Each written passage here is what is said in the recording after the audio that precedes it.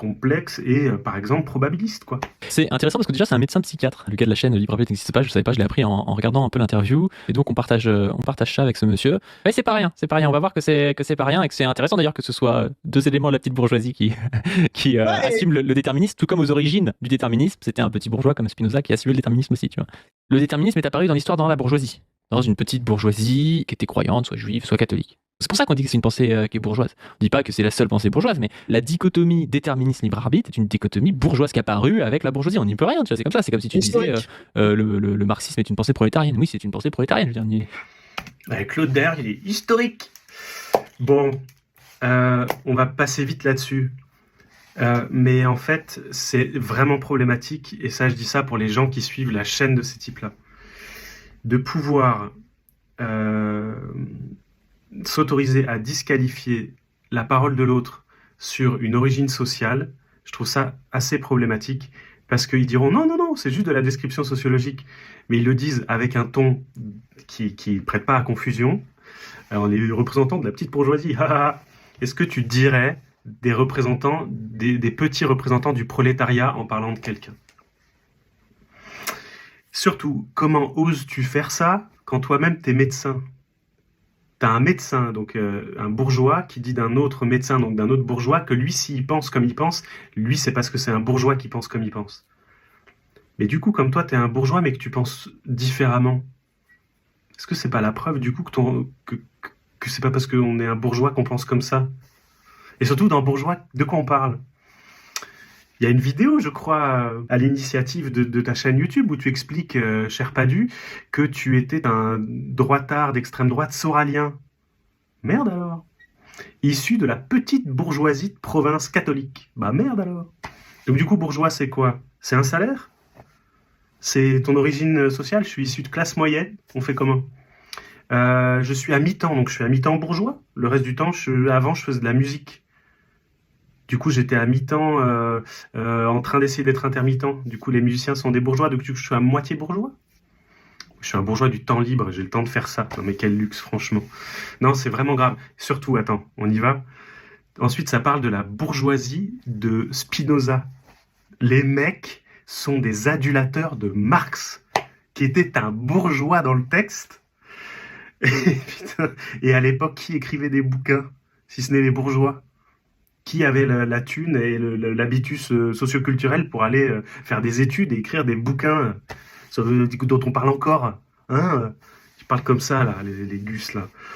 Bon, c'est terrible. Ensuite, le marxisme. Le libre arbitre n'existe pas. Nous avait envoyé des chats GPT en dessous de nos discussions avec la waveform. Et puis le libre arbitre n'existe pas avec commenté en disant mais vous dites que le marxisme n'est pas un déterminisme, et pourtant il y a des citations qui montrent que. Voilà. Et donc voilà le prompt, montre-moi, est-ce que Marx est déterministe et trouve-moi des extraits. Et puis tu as des extraits qui n'ont aucun sens. Un moment c'est l'idéologie allemande dans lequel il y a toute une part sur la liberté. Un moment c'est le capital. Un moment c'est je sais plus quelle lettre. Voilà. Tout ce qu'il ne faut pas faire, quoi. Vraiment, n'utilisez pas chat GPT comme ça, c'est pas sérieux. Parce que chat GPT pour faire de la philo à part pour vous relire, hein, parce que moi j'ai fait comme des mémoires de philo. C'est justement même souvent une prise de conscience, on va dire des causes matérielles, des contraintes qu'il y a dans le monde, qui poussent justement, et là on va être dans le fond du marxisme, on va le détailler, mais voilà, qui poussent justement à l'action, à l'activité humaine. Le marxisme est une philosophie de l'action.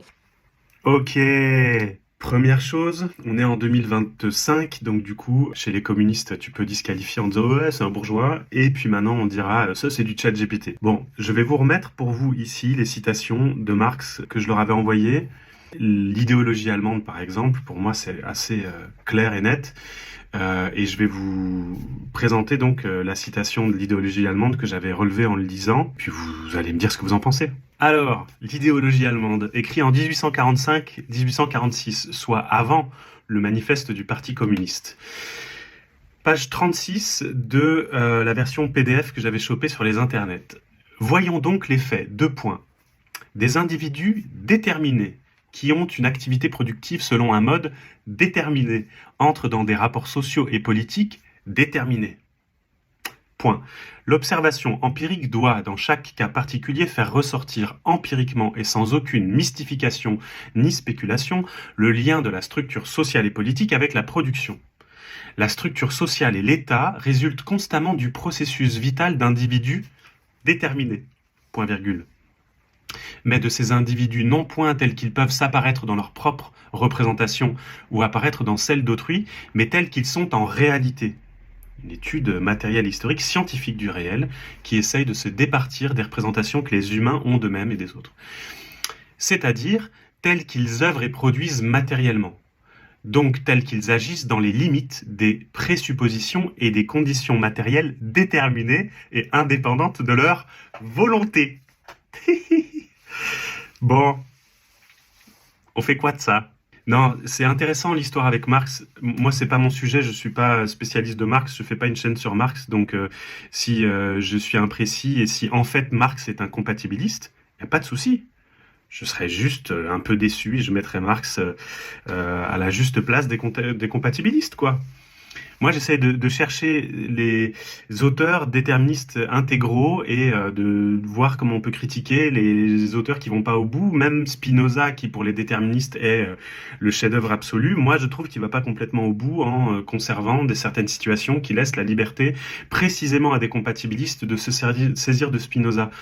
Moi, tous les auteurs dont on peut un peu interpréter le discours dans un sens ou dans l'autre, je trouve qu'il y a une certaine faiblesse là-dedans.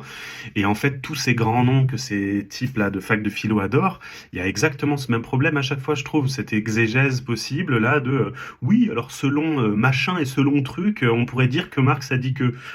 Bon, là, je te prends dans le texte. On fait une autre citation? Allez.